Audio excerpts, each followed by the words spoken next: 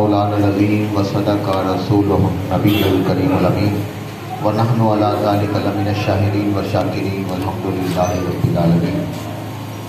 حمد و صلاۃ و سلام کے بعد انتہائی واجب الاحترام پیر طریقت پیر عبدالغفار صاحب جس کی نظامی مداروی اور ان کے ساتھ جتنے بھی احباب جلوہ فروز ہیں ان کے نام فردن میں نہیں جانتا کیونکہ وقت بھی بہت شارٹ ہے اور عصر کی نماز کا وقت قریب ہے، تو اسی مناسبت سے ہماری سیٹنگ تو تھوڑی سی کچھ آؤٹ ہوئی ہے کہ سیٹنگ ہماری یہ تھی کہ ظہر کی نماز کے بعد تقریباً آدھے گھنٹے کی نشست تھی خطاب کی، وہ ساری سیٹنگ جو ہے بہرحال یہ ہے کہ اس وقت میں کوئی لمبا چوڑا خطاب جو ہے وہ ممکن نہیں ہے، اور 15 سے 20 منٹ کے اندر میں کوشش کروں گا کہ میں چند معروضات آپ کی خدمت میں پیش کروں۔ تو اسی حوالے سے میں نے جو قرآن مجید والفرقان حمید کی آیت مقدسہ تلاوت کی اس کا صرف ترجمے پہ اکتفا کرتے ہوئے اور متصل 1-2 معروضات میں آپ کی خدمت میں پیش کرتا ہوں، باتیں تو کچھ زیادہ کرنی تھی، بہرحال وقت اس بات کا متحمل نہیں ہے، اور عقل مند وہی ہوتا ہے کہ جو وقت کی قلت کو پیش نظر رکھتے ہوئے بات کو کرے، اور پھر اکلم الناس علی قدر عقولہم کے تحت بہرحال قرآن مجید والفرقان حمید میں رب العالمین نے ارشاد فرمایا کہ واللہ یختص برحمتہ من یشاء واللہ ذو الفضل العظیم، کہ اللہ تعالیٰ چن لیتا ہے اپنی رحمت کاملہ سے جس کو چاہتا ہے، واللہ ذو الفضل العظیم، اور فرمایا کہ اللہ فضل عظیم کا مالک ہے۔ اب آج کی اس نشست میں 2 ہستیوں کا ذکر کرنا ہے، ایک خواجہ خواجگان غریب نواز معین الدین حسن چشتی، اور ایک زندہ شاہ مدار قطب المدار مدار العالمین رحمۃ اللہ علیہ۔ تو بہرحال میں یہ عرض کرتا ہوں کہ اسی مناسبت سے صرف میں ایک قطب المدار کی ایک کرامت کے حوالے سے میں عرض کرتا ہوں کہ یہ اولیاء کاملین بزرگان دین، یہ سلسلہ ولایت یہ کیا ہے؟ اصل بات یہ ہے کہ یہ سرکار دو عالم صلی اللہ علیہ وسلم کے سر اقدس پر جب ختم نبوت کا تاج سجا دیا گیا تو اب اس کے بعد اب کوئی نبی نہیں آئے گا، تو وہ جو پیغام مصطفی صلی اللہ علیہ وسلم ہے اس پیغام مصطفی صلی اللہ علیہ وسلم کو عام کرنے کے لیے ولایت کے باب کو کھولا گیا۔ اب قیامت تک اولیاء آتے رہیں گے، پیغام مصطفیٰ سناتے رہیں گے، قیامت تک اولیاء آتے رہیں گے۔ غفار صاحب تھوڑا آگے تشریف لے آئے کہ تاکہ میری اصل میں تھوڑی توجہ بنے گی، اور میں اصل میں آج کچھ گلے میں بھی اثر ہے کہ قیامت تک اولیاء آتے رہیں گے اور پیغام مصطفی صلی اللہ علیہ وسلم سناتے رہیں گے۔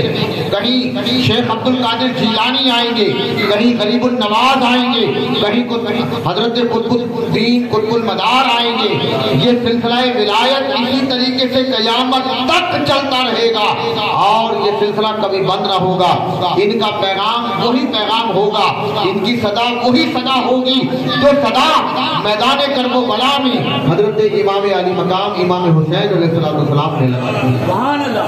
اب اس حوالے سے میں ایک بات عرض کرتا چلوں، توجہ کیجیے گا کہ وقت متحمل نہیں ہے۔ حضرت خواجہ خواجگان غریب نواز معین الدین حسن چشتی اجمیری سنجری رضی اللہ تعالیٰ عنہ نے جہاں دین مبین کی بڑی خدمت کی اور اپنے نانا جان کے حکم پر آپ اجمیر شریف تشریف لائے تھے، لیکن براستہ آپ نے بغداد سے ہوتے ہوئے لاہور اور لاہور میں داتا علی حجویری کے مزار پرانوار پہ چلہ کشی کر کے داتا سے دعائیں لے کے فیوض و برکات حاصل کر کے اور داتا سے تصدیق کی سند اور مہر لگوا کے پھر جب آپ اجمیر شریف براستہ دہلی آپ تشریف لائے ہیں، آپ نے اجمیر میں خدمت دین کا بیڑا اٹھایا اور آج وہ خدمت دین کی ہے کہ بر صغیر پاک و ہند میں آج خواجہ کا نام نظر آ رہا ہے۔ ہر طرف خواجہ خواجہ خواجہ خواجہ خواجہ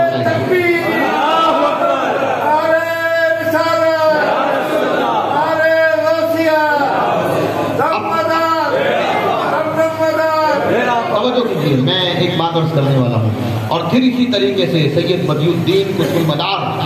زندہ شاہ مدار العالمین، انہوں نے بھی یہ کہاں سے چلے، ولادت ہوئی حلب میں، چلتے چلتے اور جب انڈیا میں پہنچے، انڈیا کی سرزمین پہ پہنچے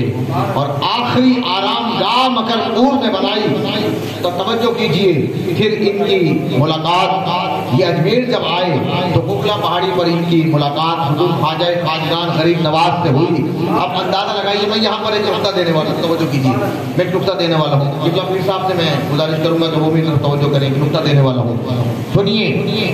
ان دونوں بزرگوں کی ملاقات آپس میں ہوئی، لیکن تنزل الرحمت عند ذکر صالحین، فرمایا جہاں صالحین کا ذکر ہوتا ہے وہاں پر اللہ کی رحمت کا نزول ہوتا ہے، رحمت الہی کا نزول ہوتا ہے۔ سنو، جہاں صالحین کا ذکر ہو، جہاں غریب نواز کا ذکر ہو، جہاں مدار العالمین کا ذکر ہو، وہاں پر رحمت الہی کا نزول ہو جائے، اور جہاں پر یہ خود ہستیاں جلوہ فروز ہوئی ہوتی تو کتنا رحمت الہی کا نزول۔ ہائے ہائے، نہیں توجہ کی یار، میں بڑی بات کر گیا۔ جہاں رحمت الہی کا نزول ہوتا ہے ذکر سے، جن کے ذکر میں اتنی برکت ہے تو ان کی ذاتوں میں کتنی برکت ہوگی۔ آج ان کا ذکر ہم سن رہے ہیں نا، وہ خود تو نہیں نا، حقیقی طور پہ وہ خود تو موجود نہیں نا، روحانی طور پہ تو موجود ہے، وہ سب دیکھ رہے ہیں، ہمارا عقیدہ ہے روحانی طور پہ وہ ہماری محفل کو دیکھ رہے ہیں، وہ اپنی قبور میں ملاحظہ فرما رہے ہیں کہ کون ان کا غلام ان کا ذکر کر رہا ہے، چاہے وہ غریب النواز ہو یا قطب المدار ہو، لیکن بذات خود تو موجود نہیں نا۔ لیکن بات کو سمجھنے کی کوشش کرو، نقطے کو سمجھنے کی کوشش کرو جن کا۔ اچھا پھر ایک بات اور میرے ذہن میں آئی، میں اس نقطے کے ساتھ ملا کر ایک نقطہ اور بھی دے دوں۔ تقریباً 700 سال یا اس سے ابب حضور غریب نواز معین الدین چشتی اجمیری سنجری کو وصال کیے ہوئے ہو گئے، اور پھر کچھ اتنا ہی عرصہ حضور مدار العالمین کے وصال کو بھی ہو گیا۔ اب آپ اندازہ لگائیے، ان کا ذکر آج بھی ہو رہا ہے، ٹھیک ہے نا، وصال کو اتنا عرصہ ہو گیا ہے، لیکن آج بھی جب ان کا ذکر ہے تو اسی انداز میں وہی دل کو سکون ہے، وہی دل کو طمانینت ہے، دل کو وہی فرق ہے۔ تو جن کا ذکر اتنے عرصے بعد بھی جن کے ذکر میں اتنی برکت ہے، ان کی ذات میں کتنی برکت ہوگی۔ جن کے ذکر میں آج اتنی برکت ہے، ان کی ذات میں کتنی برکت ہوگی۔ اور سنو، یہاں پہ میں بخاری اور مسلم کی ایک حدیث بھی پیش کر جاؤں مختصر طور پر۔ ہم جو یہ محافل سجاتے ہیں، ان محافل سجانے کا بھی ایک مقصد ہوتا ہے۔ محافل سجانے کا مقصد صرف اور صرف یہ تو نہیں نا کہ ہم کھائیں پئیں اور چلے جائیں نا، بلکہ یہ جو محافل سجانے والے ہیں یہ بڑے ہی خوش نصیب ہیں۔ اور سنیے، بخاری و مسلم کی حدیث کا میں خلاصہ پیش کرتا ہوں کہ رب العالمین کے فرشتے وہ ڈھونڈتے ہیں، اور وہ امام بخاری اور امام مسلم متفق علیہ حدیث ہے، اس کا خلاصہ پیش کرتا ہوں کہ وہ گھوم جاتے ہیں، ڈھونڈتے ہیں، اب وہ تلاش میں ہوتے ہیں، متلاشی ہوتے ہیں۔ جب انہیں کوئی ایسی کوئی محفل مل جاتی ہے ذکر کی تو وہ اپنے جتنے بھی ہوتے ہیں نا ان کو سب کو کہتے ہیں، ہماری پنجابی میں کہتے ہیں سنگی، تو ان اپنے سارے اپنے ساتھیوں کو، اپنے فرشتوں کو کہتے ہیں حلوموا الی حاجتکم، فرمایا آؤ جس کام سے آئے تھے وہ کام ہو گیا ہے۔ کام کیا ہے کہ ہم محفل کی تلاش میں آئے تھے کہ جہاں ذکر اہل ذکر کی کوئی محفل مل جائے، فرمایا ذکر کی محفل مل گئی ہے۔ اب پھر اس بات میں آتا ہے بخاری مسلم کی حدیث کہ وہ اپنی رحمت کے جو پر ہیں وہ پر بچھا دیتے ہیں محفل پر، اور پھر پر بچھانے کے بعد رب العالمین ان سے ہم کلام ہوتا ہے۔ رب العالمین فرماتا ہے کہ میرے بندو، میرے فرشتوں، تم یہاں پر آئے ہو تو یہ جو میرے بندے بیٹھے ہیں، یہ جو یہاں پر ذکر میں مشغول ہیں، یہ کیا کر رہے ہیں؟ حالانکہ رب کو تو معلوم ہوتا ہے، لیکن رب ان سے کہلوانا چاہتا ہے، تو وہ کہتے ہیں یکبرونکا، یحمدونکا، یمجدونکا، یکبرونکا، یسبحونکا، یا اللہ یہ تیری کبریائی بیان کر رہے ہیں، یہ تیرے مجد کو بیان کر رہے ہیں، یہ تیری تسبیح و تحلیل میں مصروف ہیں۔ تو رب العالمین فرماتا ہے کہ فرشتوں، یہ آخرکار چاہتے کیا ہے؟ یہ آخرکار توجہ ہے، یہ آخرکار چاہتے کیا ہیں؟ تو فرشتے عرض کرتے ہیں کہ یا الہ العالمین، یہ تجھ سے تیری جنت کے طالب ہیں اور جہنم سے آزادی کے طالب ہیں۔ تو رب العالمین فرماتا ہے انہوں نے جنت دیکھی ہے؟ دوا سے بولو تو بھی تسی توجہ کرو، انہوں نے جنت دیکھی ہے؟ تو وہ کہیں گے، فرشتے عرض کرتے ہیں کہ یا الہ العالمین نہیں،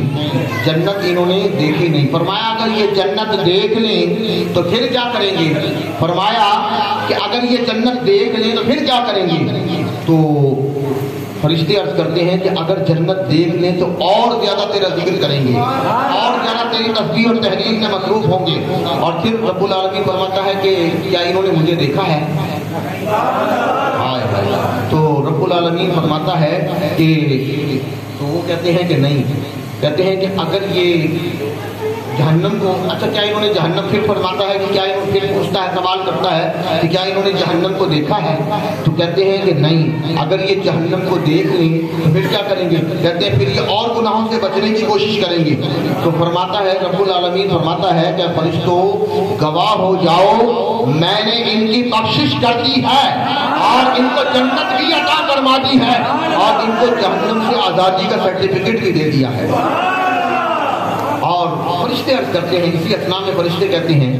کہ یا الہ العالمین، ان میں کچھ بندے وہ بھی تھے کہ جو محفل میں شریک ہونے کی غرض سے